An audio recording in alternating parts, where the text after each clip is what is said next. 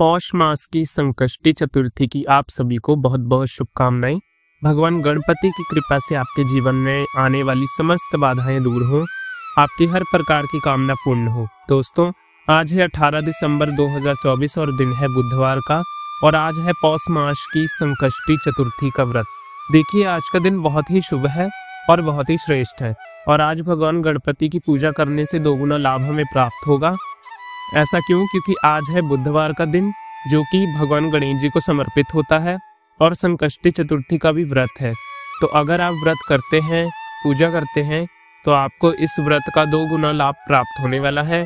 अच्छा, जो भक्त व्रत नहीं कर पा रहे हैं, वह भी अगर भगवान गणेश की पूजा आराधना करते हैं, भगवान गणेश को दुर्वा अर्पित करते हैं और संकष्टी चतुर्थी व्रत की कथा सुनते हैं, तो इतने मात्र से भी भगवान गणपति की असीम कृपा आपको जरूर प्राप्त होगी।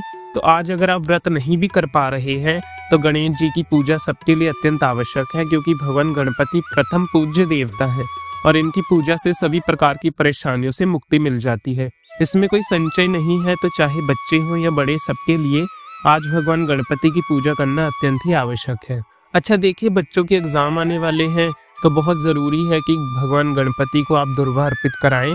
तो वैसे तो बच्चे चाहे तो प्रतिदिन भगवान गणेश को दुर्वा अर्पित कर सकते हैं, लेकिन आज बुधवार भी है, संकष्टी चतुर्थी का व्रत भी है, तो बच्चों से कहिए भगवान गणपति को दुर्वा अर्पित करें और हाथ जोड़कर थोड़े समय वहीं पर बैठकर भगवान गणेश की स्तुति करें। ओम गणपतये नमः इस मंत्र का जप करवाएं। निश्चिंत ही भगवान गणपति जी, जो कि विद्या, बुद्धि और ज्ञान के दाता हैं, उनकी कृपा से आपके बच्चों को बुद्धि और विद्या की प्राप्ति होगी और मन भी पढ़ाई में लगेगा, स्मरण शक्ति में भी वृद्धि होगी, और इसके अलावा जीवन में शिक्षा में सफलता भी प्राप्त होगी। और जिन भक्तों को उनके कार्यों में सफलता नहीं मिल पा रही, जैसे कि अगर आप व्यापार करते हैं, व्यापार में घाटा हो रहा है, या फिर आप नौकरी करते हैं, प्रमोशन चाहते हैं, या फिर आपको सम्मान प्राप्त नहीं हो रहा, तो आज आप भगवान जी की आराधना कीजिए। घर में बरकत चाहिए, धन का आगमन चाहिए, या फिर धन आता है लेकिन टिकता नहीं, परेशानी में रहते हैं, कर्ज से मुक्ति आपको चाहिए, तो गणपति की आराधना आपको जरूर करनी है। इसके लिए आपको दुर्वा अवश्य ही अर्पित करना है। देखिए, धूप दीप जलाकर पूजा कर लीजिए और इसके बाद से दुर्वा अर्पित कीजिए। आप चाहें तो दुर्वा की माला अर्पित कर सकते हैं। दुर्वा अगर आप कहीं से भी ले आते हैं, तो ध्यान रखिए साफ सुथरा दुर्वा होना चाहिए, साफ सुथरी जगह से आपको लेकर आना है। दुर्वा घास को कहते हैं, हरी घास को। आप हरी घास ले आइए।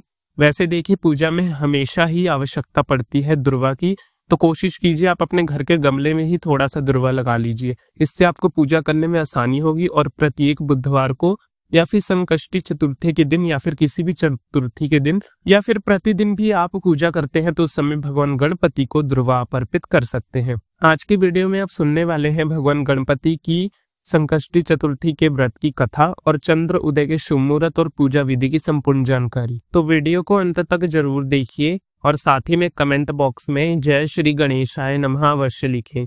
देखिए, पौष मास की गणेश चतुर्थी व्रत की कथा के अनुसार एक समय की बात है कि रावण ने स्वर्ग के सभी देवताओं को जीत लिया था, और संध्या करते हुए बाली को भी पीछे से जाकर पकड़ लिया। अब वानर राज बाली अत्यंत बलशाली था। उसने रावण को अपनी बगल में दबा लिया, अर्थात अपनी कांख में दबा लिया, और वैसे ही दबाकर वह कंसी कंधा नगरी में लेकर आ गया और अपने पुत्र अंगद को खेलने के लिए खिलौने दे दिया। रावण को खिलौने के स्वरूप में अंगद को दे दिया, तो अंगद रावण को खिलौना समझकर खेल रहा था, रस्सी से बांधकर इधर उधर घुमाता रहता था। इससे रावण को बहुत कष्ट होता था और बहुत दुख होता था। एक दिन रावण ने दुखी मन से अपने पितामह पुलस्त्य जी को याद किया। रावण जी की ये दशा देख पुलस्त्य जी ने विचारा कि रावण की ये दशा क्यों हुई। उन्होंने मन ही मन सोचा, अभिमान हो जाने पर देव, मानुष व असुर सभी की यही गति होती है। पुलस्त ऋषि ने रावण से पूछा कि तुमने मुझे याद क्यों किया? रावण बोला, पितामह, मैं बहुत दुखी हूँ, ये नगरवासी मुझे दिखाते हैं और आप ही मेरी रक्षा करें। रावण की ये बात सुनकर पुलस्त्य, रावण तुम डरो नहीं, तुम इस बंधन से जल्दी ही मुक्त हो जाओगे, ऐसा उन्होंने कहा। तुम विघ्नहर्ता विनाशक श्री गणेश जी का व्रत करो। पूर्व काल में व्रतासुर की हत्या से छुटकारा पाने के लिए इंद्रदेव ने भी इस व्रत को किया था, इसलिए तुम भी इस व्रत को करो। तब पिता की आज्ञा के अनुसार रावण ने भी भक्ति पूर्वक इस व्रत को किया और बंधन रहित होकर अपने राज्य को पुनः प्राप्त किया। इसलिए शास्त्रों में कहा गया है कि जो भी मनुष्य चतुर्थी का व्रत धारण करता है, भगवान उसके सभी विघ्नों का निवारण करते हैं। भगवान गणपति की कृपा से उसके जीवन में आ रही समस्त बाधाएं दूर होती हैं और उसका जीवन सुखमय होता है। कोई भी कामना हो तो निश्चिंत ही पूर्ण होती है। अब जानते हैं संकष्टी चतुर्थी प्रारंभ कब हो रही है और कब समाप्त होगा। तो देखिए, चतुर्थी तिथि प्रारंभ होगा 18 दिसंबर की सुबह 10:06 पर और समाप्ति होगी 9 दिसंबर की सुबह 10:03 पर। तो व्रत हमें कब धारण करना है? देखिए, चतुर्थी तिथि का जो हम व्रत धारण करते हैं, इसमें चतुर्थी के चंद्रमा का बहुत बड़ा महत्व है। ऐसे में चतुर्थी का चंद्रमा हमें प्राप्त हो रहा है 18 दिसंबर को, यानी बुधवार के दिन। इसी दिन यानी 18 दिसंबर 2024 बुधवार के दिन अखोर संकष्टी चतुर्थी का व्रत हम धारण करेंगे। 18 दिसंबर को सूर्य उदय काल का समय आपको प्राप्त हो रहा है सुबह 10:06 पे और सूर्यास्त शाम 5:04 पर। चतुर्थी में चंद्रमा का बहुत बड़ा महत्व होता है।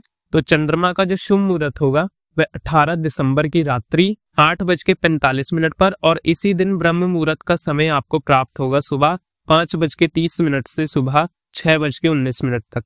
इस समय में आप स्नान करते हैं तो श्रेष्ठ माना जाता है। अमृत काल का समय आपको प्राप्त हो रहा है शाम 6:30 से रात्रि 8:07 तक।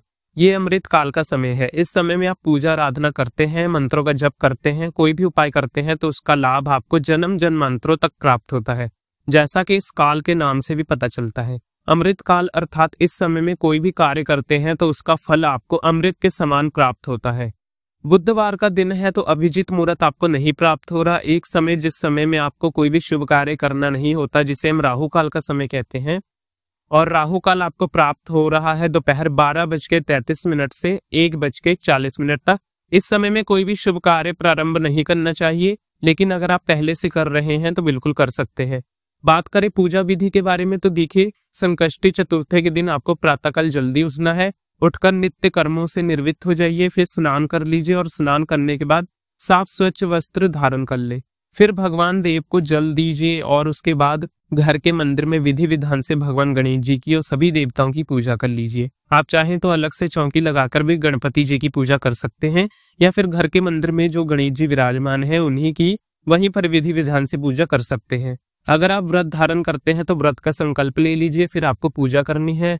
गणेश जी की पूजा में दुर्वा अत्यंत आवश्यक होता है। बाकी धूप, दीप, अक्षत और नैवेद्य पुष्प इत्यादि आप सभी जानते हैं। मतलब जो भी पूजा की सामग्री है उसी से विधि विधान से पूजा कीजिए। दुर्वा अवश्य ही अर्पित कीजिए और अगर संभव हो तो सफेद आंकड़े के फूल अवश्य अर्पित करने चाहिए। भगवान को भोग में आप फलों का भोग लगा सकते हैं, चाहे तो मिठाइयों का भी भोग लगा सकते हैं, मोदक या फिर मोतीचूर के लड्डुओं का भी भोग लगा सकते हैं।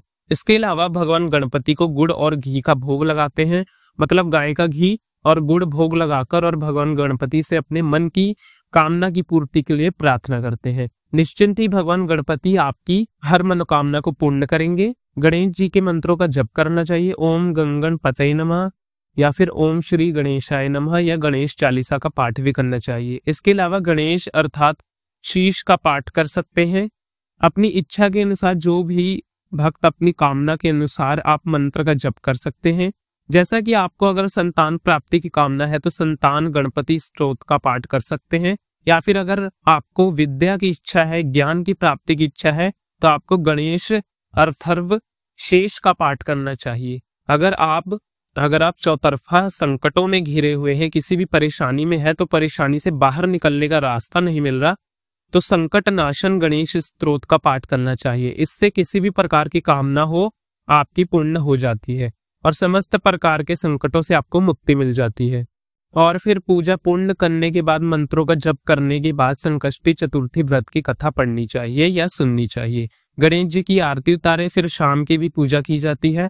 और अगर आप व्रत धारण करते हैं तो व्रत में फलाहार इत्यादि कर सकते हैं, या फिर बहुत से भक्त जो कि निर्जल भी इस व्रत को रखते हैं, ये आपके ऊपर निर्भर करता है।